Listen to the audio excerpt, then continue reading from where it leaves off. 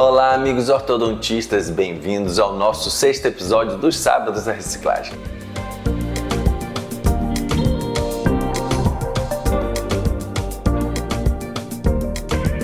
E vou começar a abordar um novo tema, o tratamento das más oclusões de classe 2.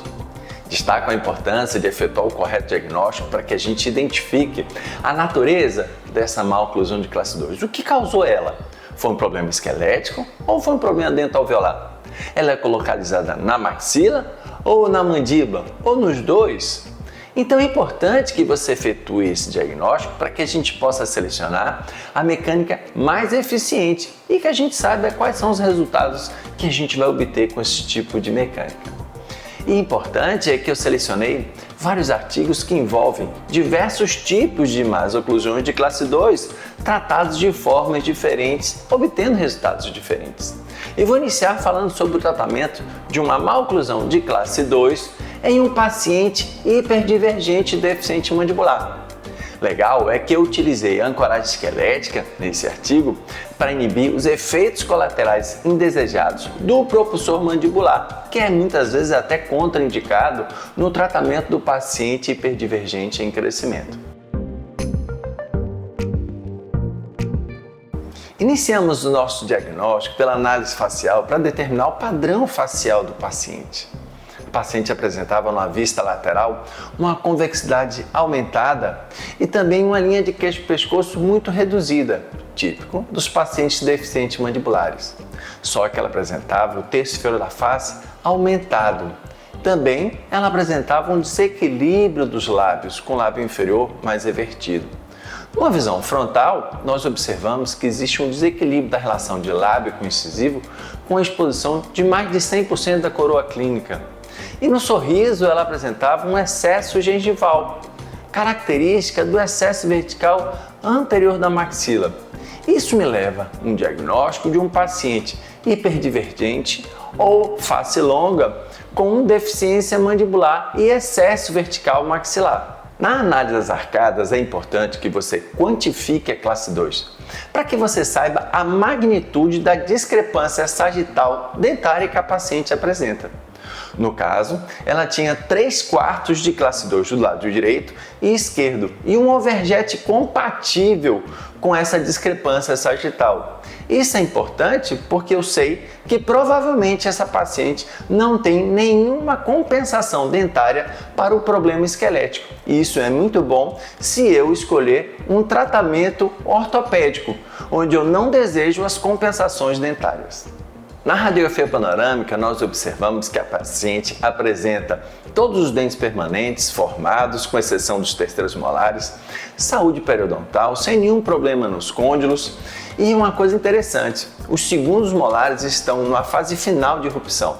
Esta é a fase ideal para que a gente comece um tratamento da classe 2, onde eu quero um tratamento ortopédico. Na análise da teleradiografia em norma lateral, temos informações extremamente importantes. Vemos que o paciente tem um padrão de crescimento vertical exagerado, onde ele apresenta um plano oclusal de 13, um plano mandibular de 31, típico dos pacientes hiperdivergentes ou face longa. Também observamos uma discrepância sagital muito grande entre a maxila e a mandíbula, de 12, ANB de 12. E eu observo que a mandíbula é extremamente pequena e girada no sentido horário. Também observamos que os incisivos, tanto superiores quanto inferiores, estão bem posicionados nas suas bases ósseas. Então eu tenho um plano palatino de 108 e um ímpar de 97. Isso me diz que a paciente não tem compensação dentária e que essa discrepância sagital que a gente achou da má oclusão 3/4 de classe 2 é totalmente causada por um problema esquelético, tanto sagital quanto vertical. Quando eu tenho um paciente em crescimento, o ideal é que a gente faça a avaliação de qual é o potencial de crescimento desse paciente. E no caso dela, ela estava próxima do pico do crescimento. Nós solicitamos uma radiografia carpal e ela se encontrava no estágio G. Opa, então eu tenho muito potencial de crescimento para trabalhar esse tratamento ortopédico.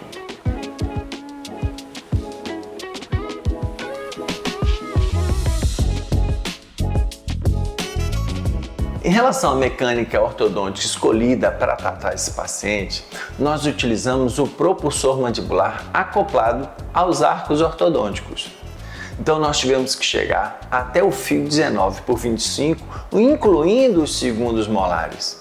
Agora, os propulsores mandibulares, eles têm um efeito negativo nos pacientes face longa e hiperdivergentes, porque eles promovem a vespularização e intrusão dos incisivos inferiores e a distalização com intrusão dos molares superiores, o que causaria um aumento da rotação do plano oclusal. Ora, se ele tem um plano oclusal de 3, o normal é 8. Então isso aumentaria muito o plano oclusal do paciente. Então o que eu fiz? Eu fiz uma mecânica com 2 mini parafusos na região anterior, mini parafusos intraalveolares, e a gente fez a intrusão desses incisivos, inclusive para regularizar a relação do incisivo com o lábio superior, e na arcada inferior eu utilizei um mini parafuso de cada lado, inibindo a tendência de vespularização e de intrusão dos incisivos inferiores.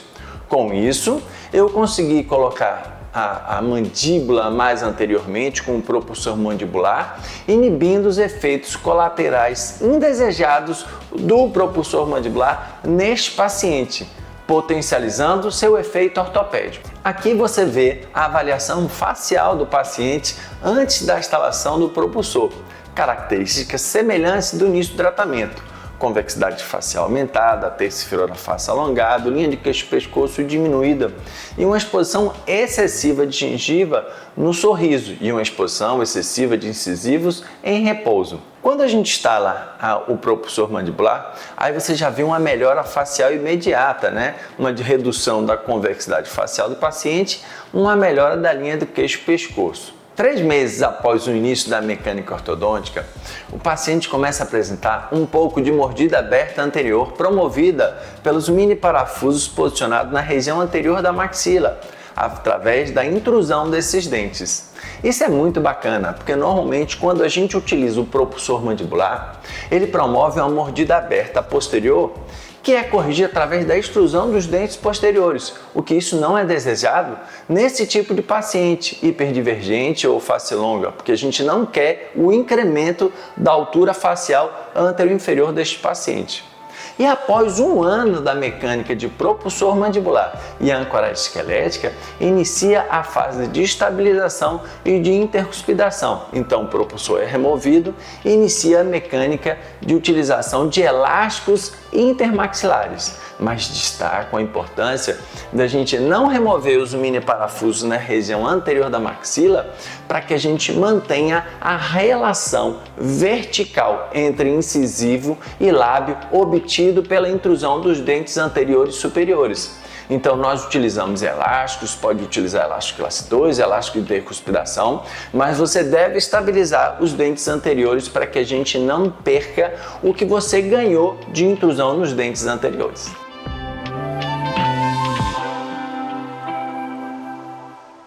Em relação aos resultados finais, vejam que essa paciente obteve uma relação de classe 1 de molares, premolares e caninos, um overjet e overbite.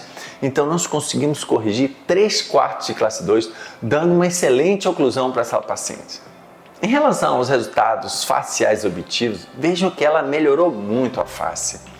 Ela melhorou a convexidade facial, mas ainda apresenta uma deficiência mandibular. Lembrem-se que ela apresentava uma discrepância muito grande, um NB de 12 graus. Mas os problemas verticais foram corrigidos. Agora ela tem uma boa relação de incisivos com os lábios, tanto em sorriso quanto em repouso.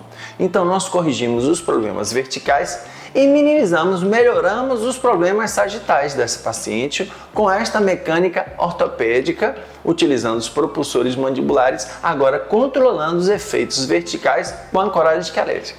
Avaliando a radiografia panorâmica final, nós observamos que a paciente apresenta paralelismo das raízes, saúde periodontal, não apresenta nenhum tipo de problema nas ATMs, nos côndilos, então ela apresenta uma boa condição final. Fazendo a avaliação da teleradiografia norma lateral, nós observamos que conseguimos corrigir os problemas de excesso vertical. Então ela apresentava um plano oclusal De 13 foi para 8,5, normal, normalizou. De 31 foi para 27, também o plano mandibular foi normalizado. Então eu deixei com características de mesofaciais. Mas ao final do tratamento ela ainda apresentou um pouco de discrepância sagital. Ela tinha uma NB de 12, muito grande, e foi reduzido para 6. Então isso foi decorrente tanto de um estímulo de crescimento mandibular com o propulsor mandibular, como também da contenção de crescimento vertical maxilar. E o mais interessante é que no final do tratamento, os incisivos superiores e inferiores se mantiveram com a mesma inclinação. Isso me diz que eu inibi com a ancoragem esquelética os efeitos colaterais indesejados da compensação dentária, o que potencializou o tratamento ortopédico. Quando fazemos a avaliação da sobreposição dos traçados inicial e final, observamos que a mandíbula teve um crescimento extremamente horizontal, o que não é típico do paciente hiperdivergente. Então essa mecânica foi extremamente eficiente, porque direcionou o crescimento da mandíbula totalmente horizontal. E na sobreposição das bases ósseas, a gente observa que os incisivos superiores e inferiores não tiveram nenhum efeito de compensação dentária. Eles mantiveram a inclinação deles inicial. Na maioria das vezes, os pacientes que efetuam mecânicas de intrusão de dentes podem ter uma desarmonia na gengiva, reduzindo a exposição da coroa clínica. E muitas vezes precisa de uma cirurgia periodontal para regularizar os dentes. No caso, essa paciente utilizou um sistema Perioguide, que determina a quantidade de gengiva a ser removida e produz também um guia para facilitar a cirurgia periodontal. Vejam como resultado final, a paciente finalizou com a harmonia dos dentes, uma boa relação vertical de lábio, gengiva e dentes no sorriso, e destaca a importância de utilizar um aparelho ortopédico funcional como contenção, pois o paciente tem um padrão de crescimento hiperdivergente. E isso vai diminuir a tendência de recidiva a longo prazo. Em relação às considerações finais, queria destacar aqui a importância de efetuar o correto diagnóstico para a gente poder saber o que causou a classe 2. Se a classe 2 foi causada por um problema maxilar ou mandibular, de natureza dentoalveolar ou esquelética, se o paciente tem crescimento ou se é um paciente adulto. Desta forma, você vai poder selecionar a mecânica mais assertiva e tendo resultados mais previsíveis. No caso relatado nesse artigo, o paciente, além do problema mandibular, problema sagital, uma deficiência mandibular, ele apresentava também um excesso vertical maxilar, típica do paciente face longa ou hiperdivergente. E neste caso, a utilização dos propulsores mandibulares junto com a ancoragem esquelética com os mini parafusos intraalveolares, eles se mostraram extremamente eficientes para você estimular o crescimento mandibular e inibir o crescimento vertical maxilar. E também inibir a tendência, o efeito colateral indesejado dos propulsores mandibulares quando se quer um efeito ortopédico. Então a gente teve um excelente resultado utilizando essa sistemática. Espero que vocês gostem dessa sistemática e possam utilizar no dia a dia da clínica de vocês. Quero ressaltar a importância de vocês lerem o artigo na íntegra, acessando o portal da Dental Go da Dental Press. Esta aqui é apenas a parte 2, a clínica do artigo. Ainda tem a parte 1, que descreve minuciosamente a biomecânica e a mecânica utilizada para a melhor compreensão e sedimentação dos conhecimentos para o tratamento desta maloclusão tão difícil. Gostou desse artigo? Compartilhe com seus colegas. Não deixe de se inscrever e deixar seu like. Te espero no próximo sábado da reciclagem. Um grande abraço!